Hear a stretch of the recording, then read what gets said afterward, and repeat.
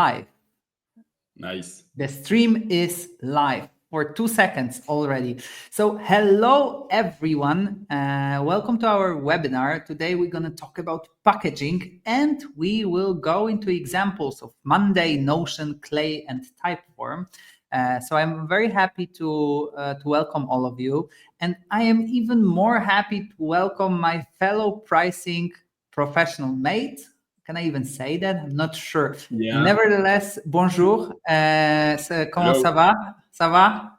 Très bien. Thank you very much. And That's it with my French. So welcome everyone. Welcome LD. LD is a good friend, fellow pricing professional. LD, why don't you, and a founder, by the way, of a great solution called Givemefive. We at Value Ships, we are all certified in Givemefive, so highly recommend the solution. Maybe, in order not to make it a shower of roses, LD, maybe you can introduce yourself briefly. Yeah, sure. So thank you very much, Chris, for this opportunity to share a lot of things about value packaging and pricing of SaaS.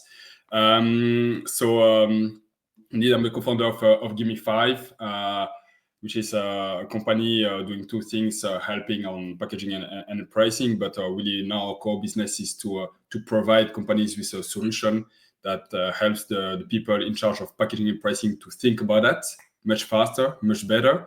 But we also have a part which is used by the salespeople of those companies to sell better, to pitch better, to do value selling much better. And about myself, it has been 13 years that I'm active in pricing. So right after my studies, I joined a consulting company and directly I worked on a pricing project, then another one, really it's weird, but I fell in love with pricing. Really I was so impressed by the impact we can have with a good pricing. And I was also impressed to meet so many great companies with great products, with a big market that actually could make much more money just with a better pricing. And I was really impressed by the poor maturity of even established companies because they focus on a lot of other things. So I was just driven by the impact I could have on those companies. And 13 years later, I'm still active in packaging and pricing, but instead of providing advice, more providing tools. So LD, dear audience, LD is very modest, one of the top pricing professionals, I think, in the world. And I highly recommend to follow the content of LD, second to none, great in comedy. I'm super glad to have you here, LD. My first thought is that we are sharing a bit of the same story. I also, after the studies, joined the consulting company, and funny as it gets, with all the pricing professionals that I'm talking to, we somehow grow into this love or develop this passion into pricing. It's not like you were born with it. Some people are good in sales, the other are good in like analytics, math, etc. Like you were not born, but like early on, you've realized that this is your strength. With pricing professionals, typically we develop the love or the passion for pricing. Again, quick introduction from my side. My name is Chris. I'm a co-founder of Value Ships. We're a boutique consultancy, also working with pricing, but on the consulting front rather than on the solution front. So before we get the whole audience for this webinar, let's start maybe with a quick warm-up question. So we have this tradition here. It's a tradition because you can also call it a benchmark because it's been more than 3 times already. To be precise, the 4th time we are asking this question, but before we move on, the context of today's pricing, like it's a good time to be a pricing professional. Things are changing; they're changing quite fast. We're gonna talk about the short-term impact based on the case studies that we've prepared for you. But before we go into short, mid-term, so 1 year, 2 years from today, how do you see pricing work in the 10 years from today? So what do you think? Let's think in terms of a fortune telling. How pricing will look like in 10 years from today? What do you think? Yeah, I think what impressed me in the pricing of SaaS companies, because now we focus more on SaaS, and I think the whole world is changing in a lot of direction. But SaaS companies are highly technology companies, right? It's a lot of features. With AI now, you can develop much more features, much faster, etc. And when we look at the last 10 years, the packaging and pricing structure strategy didn't change that much. So it looks a bit like Stone Age. And I think what we are witnessing now is a massive change in the pricing model. So if we move fast forward in 10 years, I think even today we are not capable to think about what it will look like, but I think it will be so different. I think we will witness in the next 10 years so many changes, a bit like between the phones that we didn't have in house like 50 years ago. It was you had to go on the street to give a phone call. I think we're gonna witness a jump from that kind of phone to the smartphone with internet, etc. So I think we can see a few things for maybe in 3, 4, 5 years, but in 10 years, if I have to imagine it a little bit, I think it will be the extreme value-based pricing model. I think it will be, and the whole experience will be ultra customer-centric. I think even for big deals, complex deals, I think companies will provide a super modern buying experience, a bit like buying a flight ticket, choosing a bit the seat or whatever on a plane with a lot of options. But every buyer will have to enjoy it. Will have to enjoy buying. Will have to understand the pricing model. No friction at all on the whole process of buying. So to see the value, to understand the pricing, but also after you buy, that flexibility after the purchase, because the whole SaaS model will evolve itself. So I think all the frictions that we see today, that SaaS have today when they have to sell, so at the landing phase, but also when they have to expand, upsell, cross-sell, upgrade, downgrade, all those frictions, I think will be tackled, will be solved. And so yeah, in 10 years, it will be, I think, the extreme level of value-based pricing, really, really, really customer-centric. But So if I have to summarize it, maybe not summarize it, but think in terms very down to earth thinking, you will see more commission models, more ROI models, more models where you start for free, then you grow into receiving a value, and then you only pay, which will be a lot of turmoil for finance departments, yes. for VCs, for private equities that value high transparency and predictability. With that, predictability will be a bit more challenging. I don't really like this notion that usage-based pricing doesn't provide you predictability. Of course, it's not as same as it was with subscription, but still, when you see the usage and how users behave in your solution, you can get prediction. All the financial forecasts are predictions. You can have the same within pricing. But switching to the, and it's super interesting, and I kind of hope for it. I have my doubts, to be honest, that we'll go full circle rather than full value. Nevertheless, maybe it can be a topic of next webinar or even a panel. Pricing professionals. Do we go full circle or full value in the future? But before we go, maybe before scheduling the next one, let's try to think in terms of current pricing pages. So we're gonna move to packaging in the second, but as you have seen, most likely last month 100 pricing pages, and in your life thousands most likely. Do you have your favorite one? Is there a pricing page that you find the best, or the one that you like the most? Anything that our audience can be influenced with, or take some inspirations from? Yes, definitely.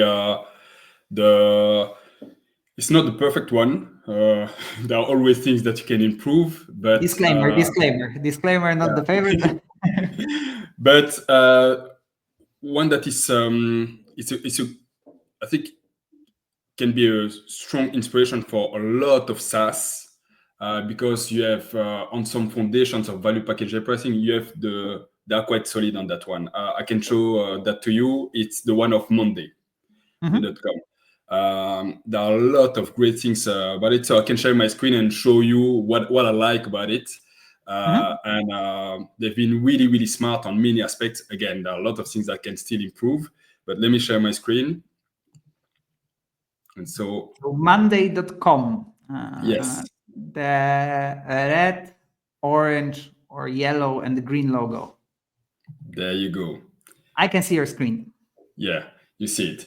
So what I like about Monday, I like to show this page to companies that I would say are not that strong with their foundation. There are different ways to do value packaging. So the packaging model depends on a lot of things, what you sell and to who you are selling. It can even change from a segment to another one. It can depend on the use case, etc.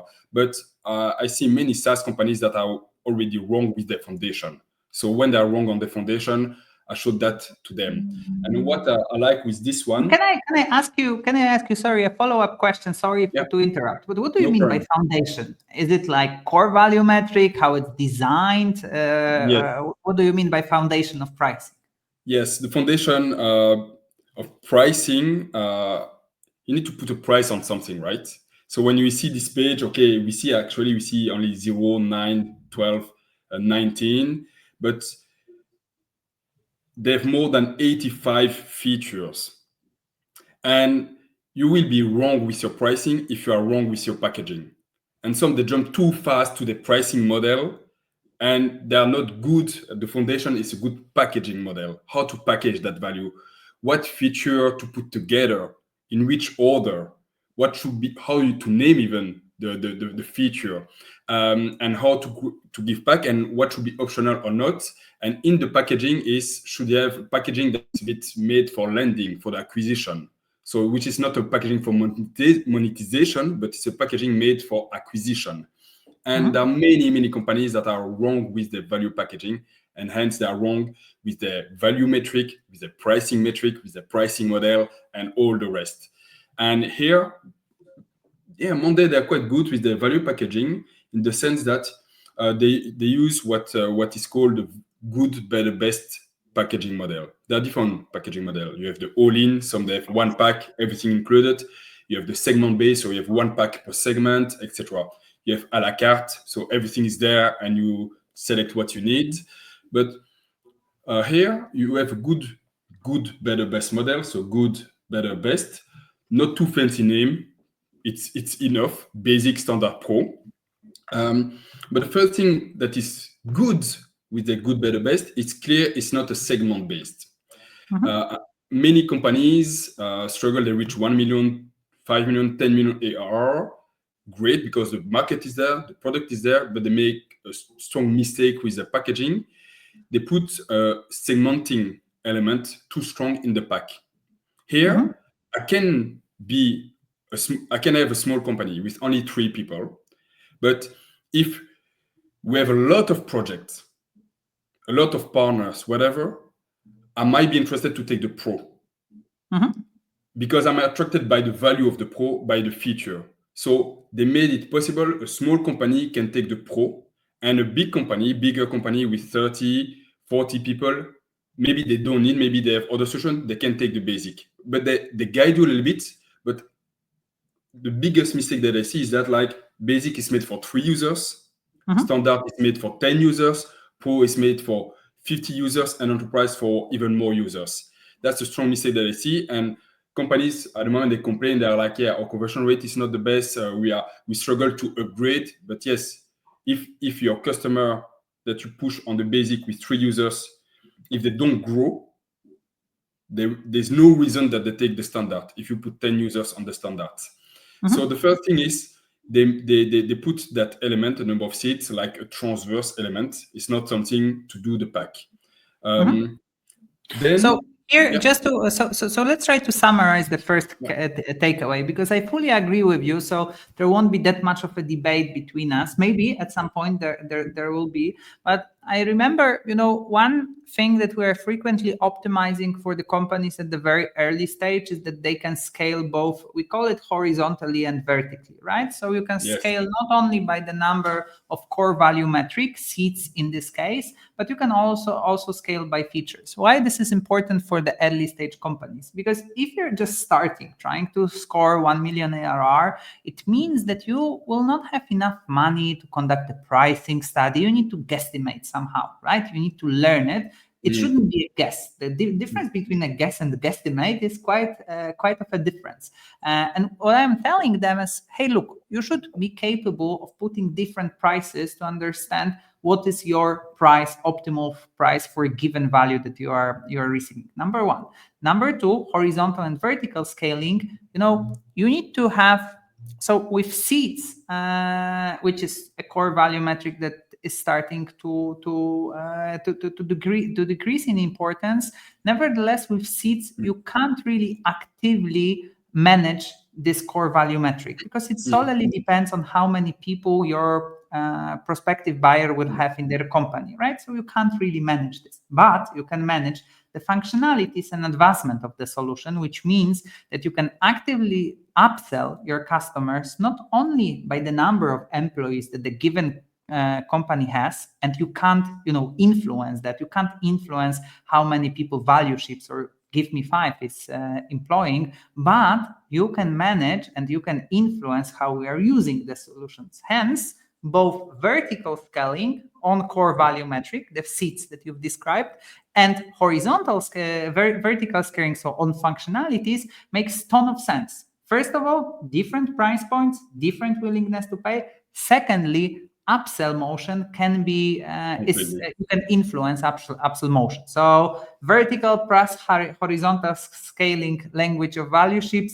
foundation of pricing, language of Givemefive, but I think we mean exactly the same thing. So first takeaway, worth to have it. Look at Monday how they are managing it. Yes, it's exactly that. It's such a common mistake, and just highlighting that mistake. Wow, you have the founders, and you're completely right, Chris.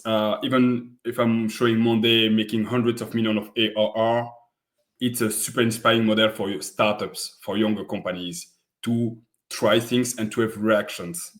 That's super, super fun. They are quite fun with the all-in packaging, or they are too rigid. And so, yeah, it's hard to validate or not some assumptions. But with this kind of model, you can test so many things easily. And with all-in, what do you like? You are just starting, right? You are from 0 to 1, or you are 10 million, but you have never done anything with your pricing, and you want to test something. A/B testing, hard. If you don't have enough views on your website, if you want to get good conclusions, quite hard to A/B test. For big companies, feasible. For smaller, not really. So how do you want to test? Testing, instead of going all in, just segment your user base, and then you can see how they interact, right? So your first goal from 0 to 1 million ARR is to learn as much as possible about your organization from your users, right? So I think both of us support, testing, right? So really, the value of learning the first millions is so important. Otherwise, if you think you have a product market fit, you might have a product market fit. And if you are too obsessed to acquire logos, to sell, but you stop testing, learning, you will reach a ceiling at maybe 2-3 million. And your hyper growth that you had at the beginning, at the moment you will stress and you won't understand why. And you didn't actually have the process to learn from the beginning. And that's the difference between companies reaching that ceiling. For example, Monday, HubSpot, the 5 first years, they changed so many times the packaging and pricing. They were obsessed about that, learning more than the revenue, because that's how you reach the 10 million, 50 million, etc. So that's a massive difference. Companies need to have that mentality of testing, learning. And as you said, if they don't have the volume, it's via the salespeople. Salespeople, they quite often say that the salespeople are not there only just to sell, but for me, I see them also like thermometer. You can measure things via salespeople. So every month, get the feedback about pricing objections, what people value, what they don't value, etc. and so you have kind of pricing committee or pricing process, and you can review your packaging and pricing. You need to keep that agility. It's a terrible mistake, especially for a young company, to say, okay, we've done our packaging pricing and we will review it in 1 to 3 years. No, don't do that. Especially now, things are changing so fast. Don't do that. And you don't have to, that will be a bit controversial. So, quote on, or don't quote me on that.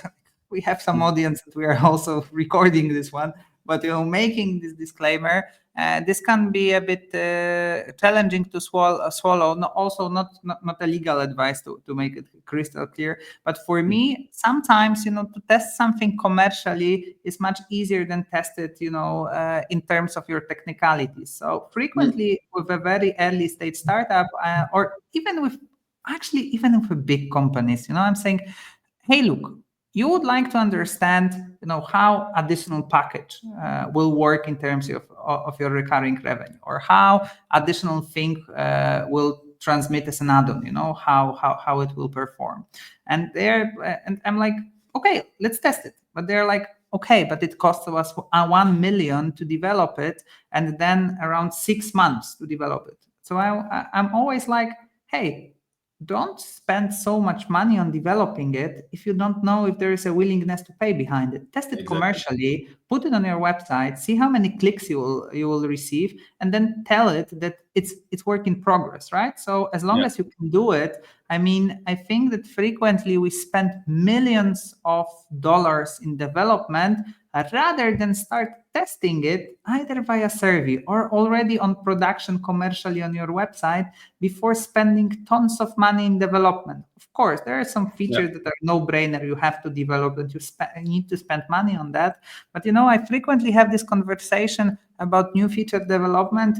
What is the ROI of the feature? And they're like, ROI of the feature? We are measuring ROI of marketing. Well, but if you're developing the feature and we know the cost of the developers, maybe you can already test things commercially before they're even being developed as an idea, right? Nevertheless, we could go, on and on with all the hypotheses and testing. The second, I think, the takeaway from this webinar is that testing, we shouldn't be afraid of testing. And your goal number one is to keep the testing motion and, pricing improvement motion in your company. So that's the second thing that we, I think, like. And you said HubSpot. We know Monday. I know Apollo was also changing their pricing page quite heavily. What's else about your one of the favorite pricing pages? Yeah.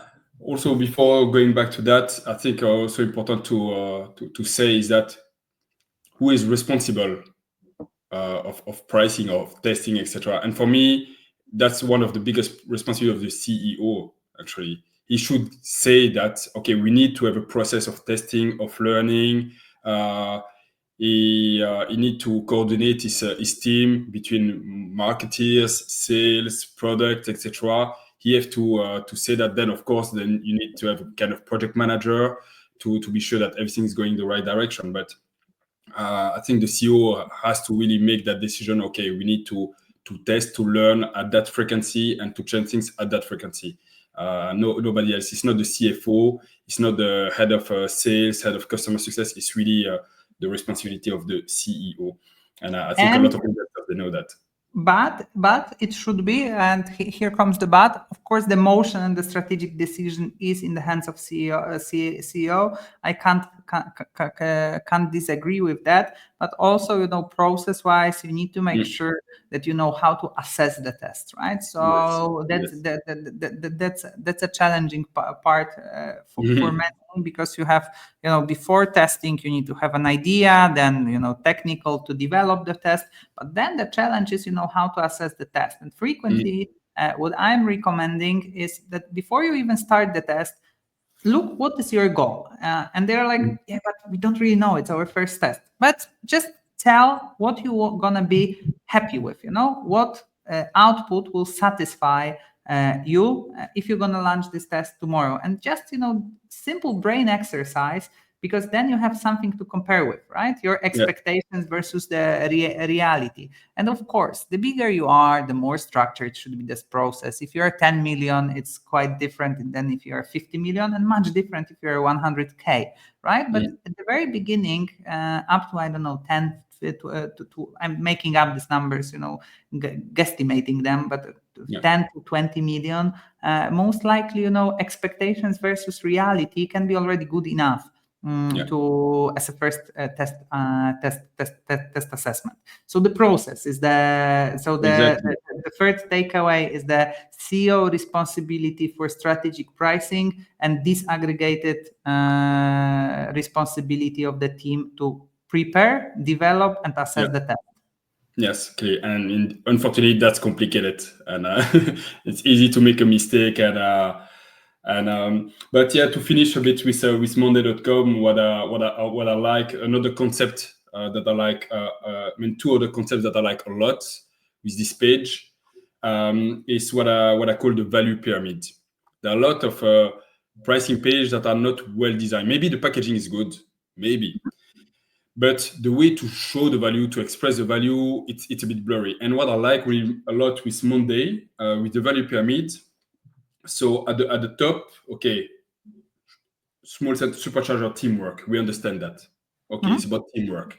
Then names, and then a small description.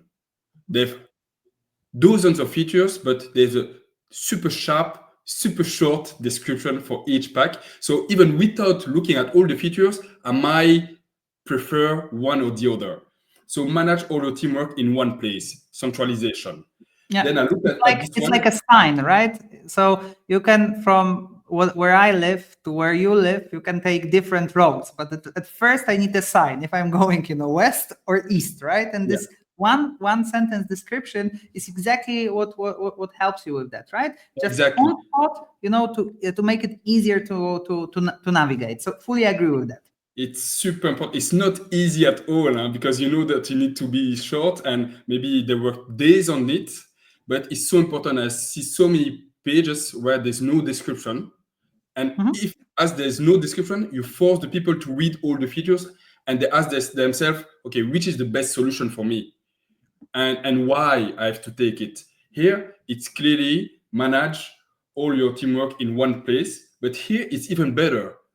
Collaborate and optimize your work across teams. So you think, if you have a bigger team, if I have collaboration problems, I should take this one. But here, streamline complex workflows at scale. I have a lot of steps. It's complex. I want automation. Already there, even if I have a small company, I might prefer the pro. So they guide us a little bit based on my pain level and my preferences, and not price sensitivity. So which is really clever.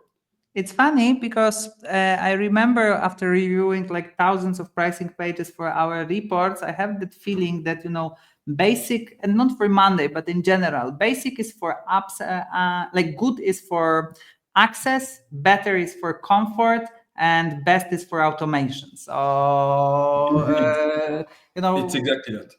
It's quite often that. It's indeed cover the standards, more collaboration, and pro automation, comfort, reporting. So sometimes some companies, they say, that's a peace of mind pack. Some buyers, they want something peace of mind. And they want to be good on everything, and they are less price sensitive, so they can pay for that. And actually, it's as simple as that. Sorry? I was just saying a psychological aspect of pricing, this comfort of pricing. I'm not saying about anchoring or any psychological tricks. I'm just saying, comfort, how important that is. Yes, it's super important. But the reality, sometimes I see companies struggling with the packaging, saying, we have too many features, we have to make choice. What I also like with Monday, they combine two views, the summary view here and the full table. Some they just show that, but that's also brilliant because they don't know who are the buyers, who are the users, and nobody is reading all the features, nobody. But they make sure that anyone can look at what is important for them.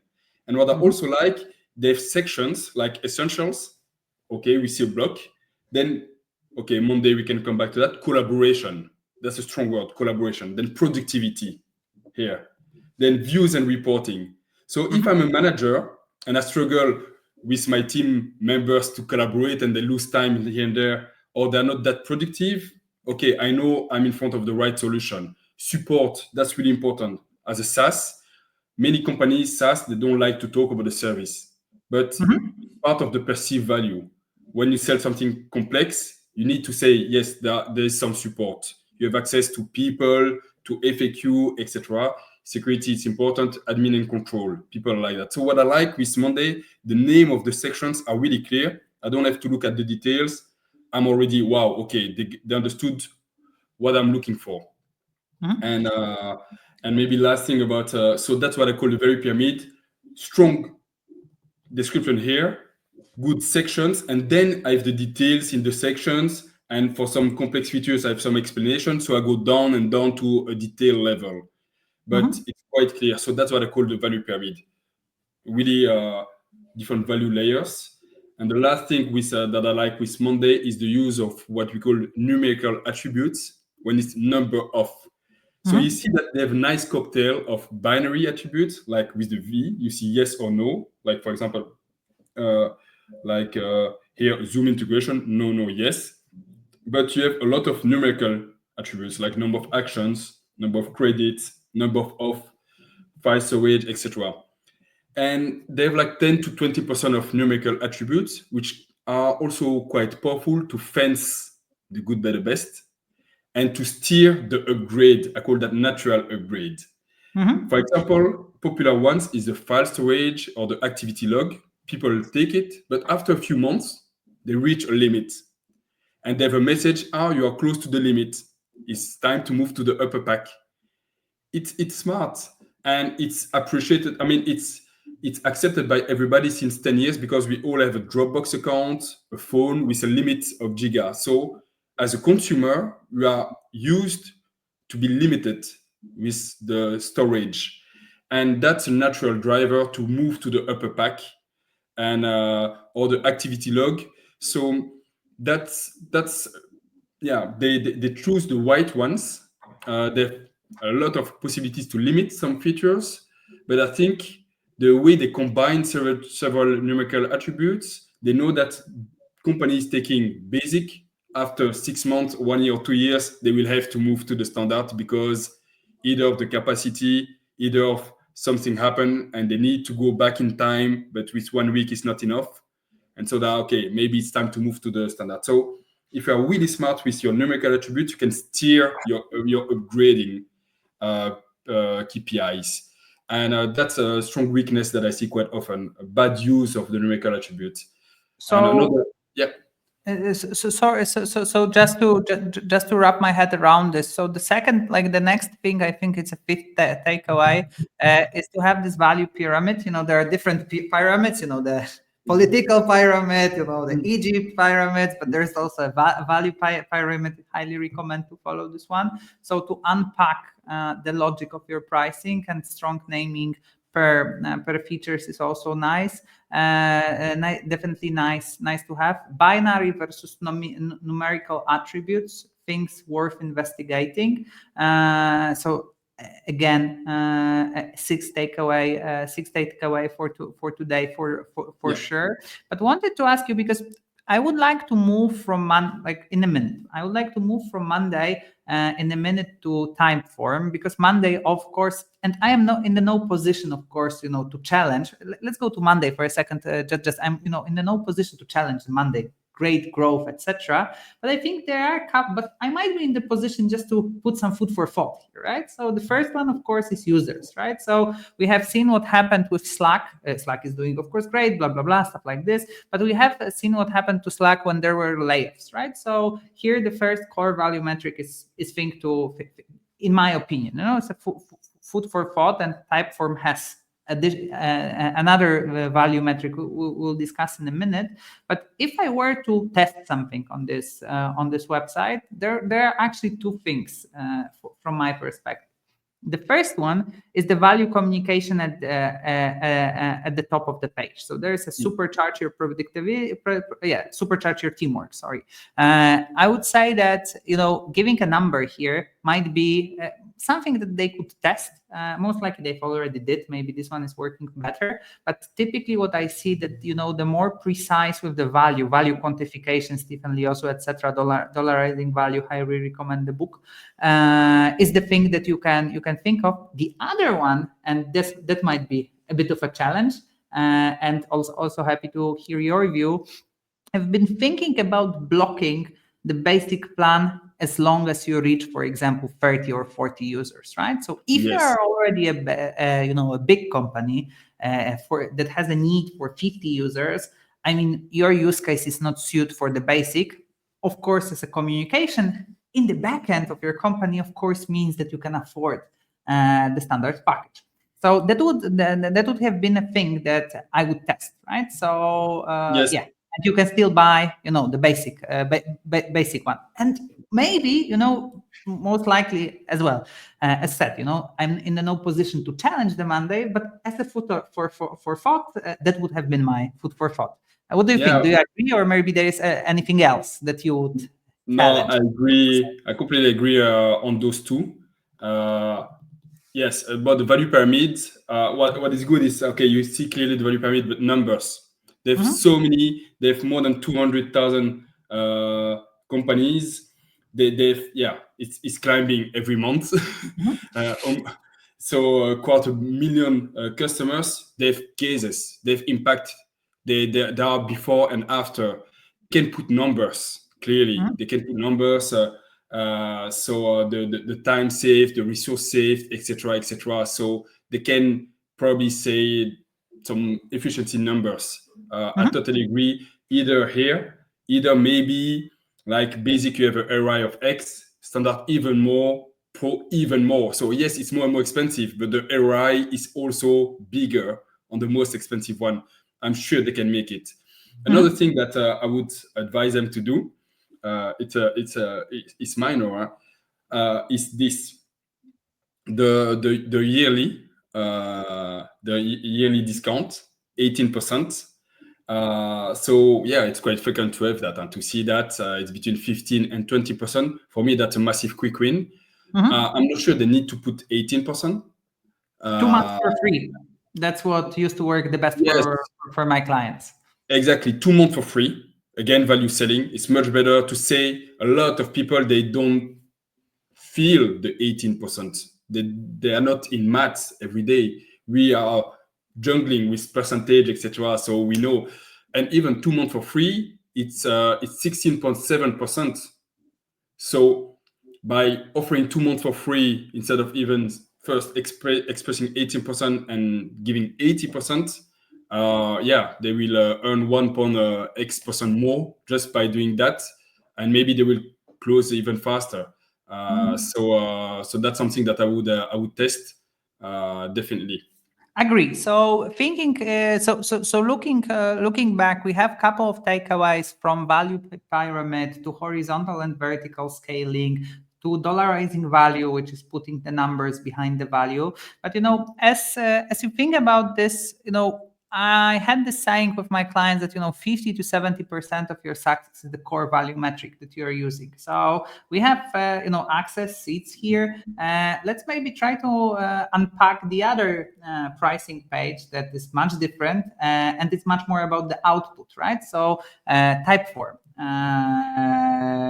where the metric, like the pricing page, is much different. It's for simplicity, what the Typeform also stands for, at least in my eyes, as a user of tons of different survey platforms. Like I've been using all of them because this is also part of my job as a pricing, consultant. We are doing a lot of surveys, so I know all of them. Typeform, Polish companies, international companies. But here, correct me if I'm wrong, but as far as I remember, Typeform charges per number of answers, right? To the questions, right? So, what do you think about this model? Still good, better, best, but different core value metric. What are your thoughts? Yeah, I think it's a good change. It's really a good change. A few years ago, the pricing was the main metric here. It was written the price per user per month. And they had a lot of problem with that, indeed, because the big difference compared to Monday, ClickUp, Notion, Typeform is not something that is used by everybody in the company all the time. If you use Slack, everybody. So there's no point on Monday, Notion, ClickUp, Slack to share your ID account. But on Typeform, yes, you can, because someone is doing the survey, someone else. So the initial pricing per seat per user was wrong. And then indeed, they start to understand that actually what's the value? The key value is indeed the answer, not the users. And so yes, they start to put here number of users in. They start to put it a bit in the good, better, best. But clearly, that's a big one. So the number of answer that's quite interesting is per month also, because there you can limit per year or per month. That's a big decision that a company has to make, where you put the limit. And we'll see that with Clay. So you can give a kind of big tank for the whole year, or you give 12 tank on a monthly basis. But to answer your question, I think it's a good move to do that. Here, I'll also like when we talk about numerical attributes, the ranges are quite big here. I see a lot of SaaS that don't have the right range when they put that. As a buyer, it starts to be confusing. Where should I go? It has to be ultra clear. So they don't have to do a big calculation and go back in the history. I have to feel, okay, we do up to 100, we do up to 1,000, etc. It has to be fast. If, for example, they put 100 here and 125 and 200 here, it might be complicated to know which pack to take. So the jumps have to be really clear. So as a buyer, okay, I know which one I need to take. And then, of course, you have all the other features. So for me, thinking about this, so this is a big change, model to model, right? So per seat model, the model that is not the most popular right now in the pricing discussions, we are moving to for output model, right? So this is this big change for our audience that many people are debating right now, that we move from classical subscription to output. Still, this is not on the usage based, fair enough, but they are at the end charging for an output. So number of responses Typeform is a survey, in the survey a research business. When you were telling that people actually should or not should but can exchange the logins and the passwords, I think very deep dive in the Typeform or any survey business DNA is that you're a company that is actually enabling other companies to get insights, right? Actually, not only people can, but actually should receive those informations. Hence, I think the output, which is responses in this business, is much more important and much more valid as a core value metric than a user, than how it used to be. Of course, if you and this is the limit that we've been talking about the Monday, right? So after 50 users, most likely you shouldn't be able to get the basic. Here you have this small guardrail, right? That if you are only on the 1,000 responses, there will be only one user, right? So if you're a big company and maybe you only need 1,000 responses, but more people needs an access to those responses, which means that you gonna you need to be further in the user journey. So you're gonna buy second plan. So big shift, and I think quite successful, I hope. Yeah, and on this point, indeed, the users, the seat, etc. When indeed in a company you have different kind of users, you have maybe the admin, the one creating the survey, analyzing, etc. But indeed you need to send maybe the answer, the analysis to someone else, but you want it to still to be in Typeform and not in an Excel or something else. Something that it's more popular the last years is the guest status. So it's a type of user. Here on Monday, that's another thing that I like quite a lot. Guest access. So it's really in the section collaboration. So it's clear, okay, how to better collaborate internally, but maybe with external people. And here you have guest access. And what is smart is that the charge for guest build as one seat.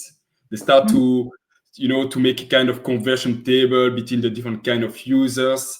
So and I think we're gonna have more and more things like this in packaging, in value packaging and pricing, to go down to what is a user. And actually there are different kind of users. And maybe there are super users, and maybe we should charge more for the super users, less for the others because they are guests, etc. So yes, it might add a little bit of complexity in the packaging and pricing, but it's logical actually. It's how the people think, how the people use solution SaaS, because quite often there are frictions with the salespeople about but the number of users, not everybody's using it. Some they are leaving, coming back, etc., etc. So I think companies need to much better understand that. However, I fully agree with you. They all have to move more to outcome-based, not only usage-based pricing or seat-based pricing. Now that I will show those 2 pages, there's something else in common. I mean, first, look at this one here, Monday, smarter, 16%, not 20%. So much better to give 60% is enough. Don't give the 20%. Sometimes 15%, so even less. And as you said, express 2 months for free instead of that. We have this, when working with salespeople, just a quick one here, I see that we have this, notion of rounding up the discounts, right? So, it's like, 20, it's good, right? But 17 would have been good as well. And it's 3% of your precious margin, right? Exactly. So we have this notion, especially in the sales-led companies, also to rounding up the discounts, which is typically unnecessary. Maybe not typically, but even if it's sometimes unnecessary, it's still a hell lot of margin to save while not rounding up the discounts. And I'm not saying here 21, right? I'm saying 17, just to make it crystal clear. Yeah, and as you said, just say 2 months for free. It's for example, Lemlist. No, not Lemlist. That's it. No, it's Uptweak. Uptweak, they have a super complex packaging and pricing, but here, so it's in French. Let me put it in English. There you go. And here is that. Okay, the pricing is complex. The packaging is really complex. It's a super rich pricing page. I like a lot of aspects of this one, but it's a bit too complex. But here they say 2 months saved. So it's again 60%. It's much better to say that. Easier to imagine, right? Sorry? It's easier to imagine, 2 months for free. It's easier to imagine rather than minus 17%. So exactly. I'm talking to, like, when I'm speaking to my people in value ships while coaching our junior staff, I'm always saying, you need to decrease the cognitive barrier for our clients, right? So you need to make it as simple as possible. So if you do the percentage, of course, you can test it, what works better for you. I'm fully with you on that one. But typically, if you decrease the cognitive barrier, lower the cognitive barrier, it typically works quite well in conversion. And it means that, it's easier to imagine 2 months for free than 17%. There's also a study that people can't really do 17% or 15, or they don't really can calculate it in their mind, but don't have a source. So I'm not pushing for that. Just use imagination as an example. It's just easier to imagine 2 months. Exactly. And why 2 months? Where it comes from is because in SaaS, companies using the monthly option, monthly, on average, you are off 2 months per year, actually, in July, August, LD, I'm not sure. Can you repeat? Because you're breaking a bit and it's loading right now. Just let. Do you hear me now? Me, or is it you? Let me check. Let's see. Of course, I can see myself, but let's see. One of it's good now. Can you hear me well? Yes, I hear you, but it looks like there's a small lag. Okay.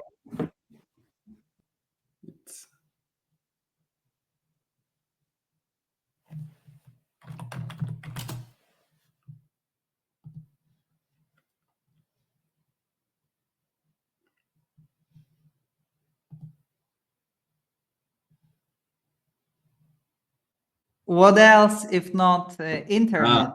challenges, back. So sorry for that. I have no idea what happened. Hope it's temporary. But yeah, sorry. Going back to I don't know where I broke, but going back to Typeform versus the one that you are showing right now. Yeah.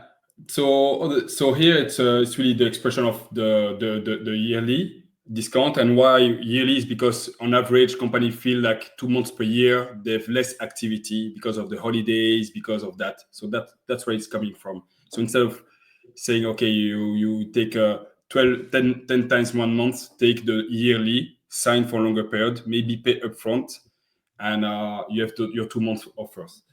Another thing that you can maybe observe with the 3 pages that we've seen now, so Monday, Typeform, and Uptweak, something that I like a lot, we said about learning, right? And value selling. But here I didn't see it. It's really important, a strong message, super strong message, as you know, normally, you know that you will review your packaging and your pricing in a few months, change your pricing page. You need to express what is new. I see too many pricing pages that don't, when there is a new feature, they don't explain it. Here you see the tag new, new, new. The message as a buyer, even Monday exists since years, I understand that it's still an innovative company that is still improving things. By doing that, a bit like the iPhone, we all know that every year there's a new iPhone. And every year we are, okay, what will be the price of the new iPhone? It will be better. Will it be more expensive? So you do kind of anchoring of the value will keep evolving and the pricing might change. So when you have to pass that packaging and price change, actually people have seen that actually, yeah, things might change. So it's easier to accept those changes. So Typeform here is the same. So they put, but I think it's, they put it, where did they put it? I thought they put something new. Yeah, they have the growth plan new here. That's a small one, but no new feature. Here on Uptweak, new. And once it's out, but before, what you can do is before a feature is out, you can also put it and say coming soon. So there you can test a little bit the appetite for it. So now I like to come back a little bit to Monday. What is also fascinating, that has a new change in January. They didn't showcase it like this before. And only a few people know that. It's on Monday, they have several pricing page. Yes, most of the people, they land on this one. But if you want to use Monday as a CRM, you have another page. So it is with another pricing.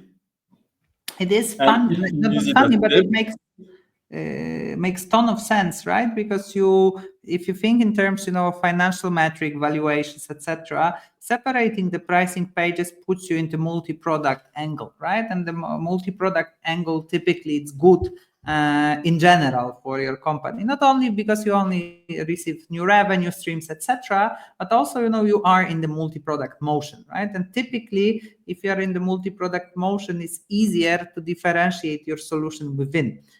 What does it mean? It means that you don't add features to your core solution, which makes it more expensive. So you cut some part of the market, but you basically start to serve different markets. Yeah, and here what is a bit like Uptweak, and here what is also smart is when you look well at the pricing page of work management, which is, I would say, the general packaging and CRM, most of the features are the same, but they just package them differently and they price them differently because the use case is different. And because these prices are more aggressive than HubSpot or something else. And they understood that some companies started to tweak a bit Monday to develop their own CRM. So there, you know what, we have already packaged the feature in a certain way. So you can have a CRM with Monday. Or you use your work management to manage your product roadmap, your product backlog, etc. You know what? Yeah, we understood that. We have thousands of companies doing the same as you. We package them already, all those features for you, and that's another price. So they made different page for different use case, for different teams. And really, as you said, it's about segmentation to capture the maximum of value of revenue from all of them. So which is really smart. And the last one is, yes, they even have a service page.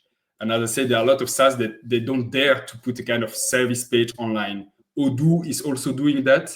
So, and I see more and more SaaS that struggled now to raise money, say, okay, we need to showcase more our service and get revenue from our service. And look at the price level.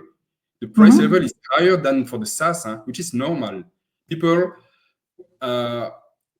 it's easier for them to pay big amount for the service than for a solution.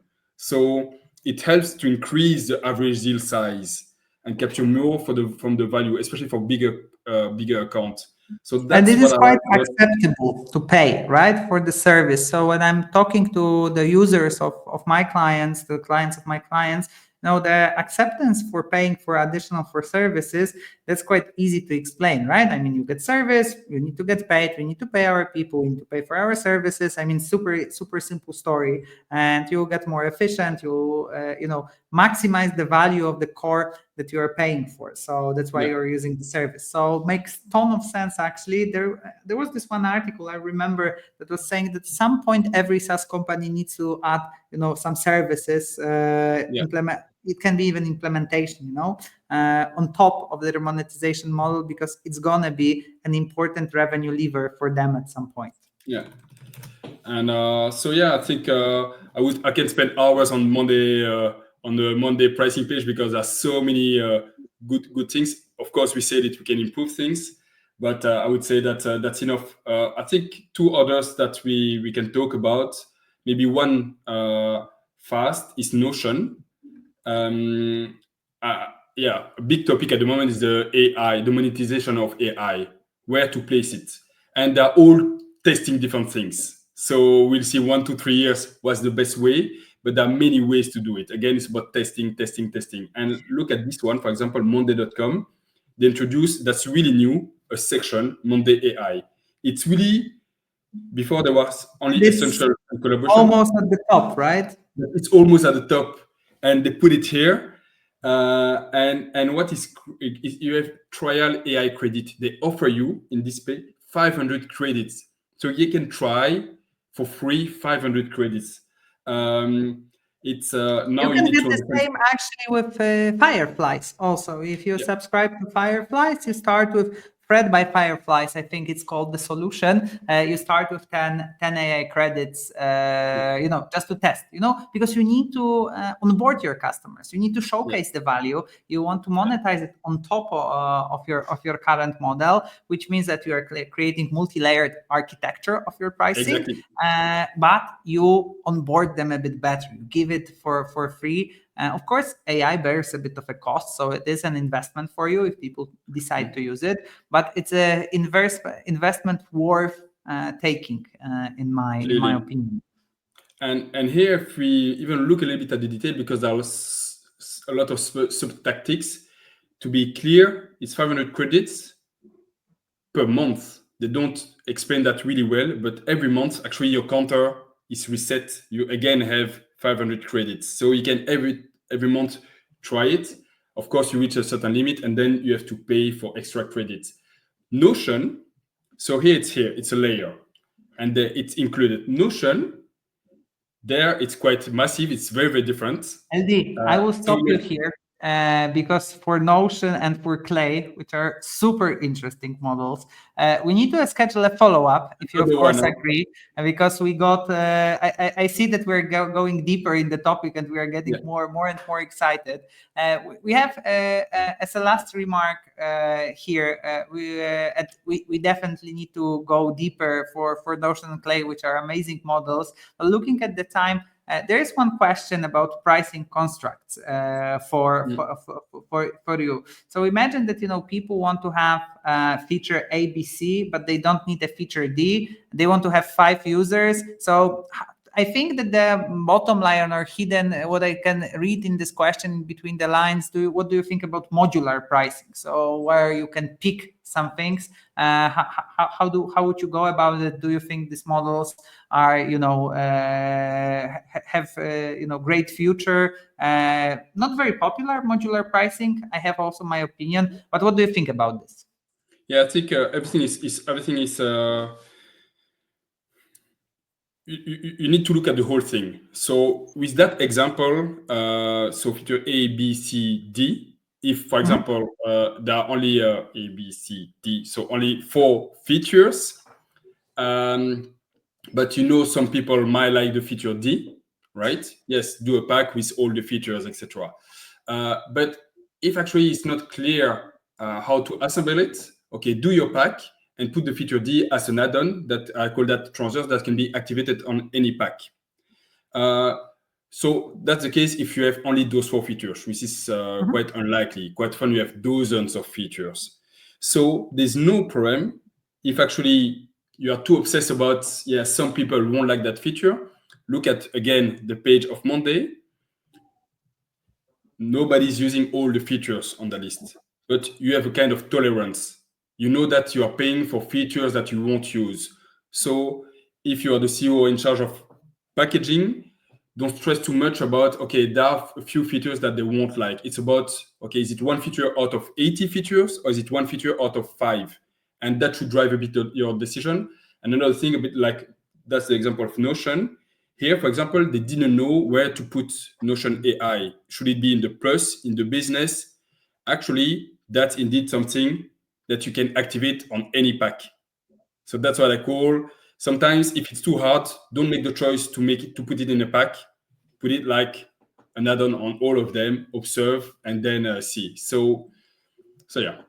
Like leather seats in the car, right? So no matter if you're driving 100 horsepower, 50 horsepower, or like 500 horsepower, you can add a leather seats to your car. LD, looking at the time, thank you very much. I think we had a very interesting discussion. Trying to sum it up, I think pricing and packaging, and pricing is a big word. It's an umbrella word, and one of the things that are one of the most important things in pricing is how you package. So what you're gonna have within under your price and how you're gonna structure your pricing. So it's good for conversion, it's good for upsell, it's good for retention, etc. Packaging is very important. What we've discussed today is the importance of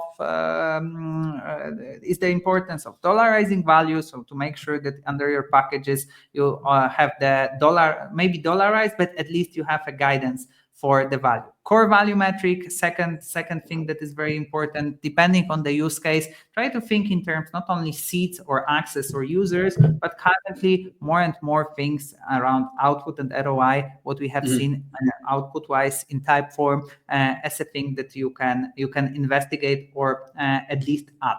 Then above default and below default, make sure that the most important things are in your packaging are above default in your pricing, so are easy to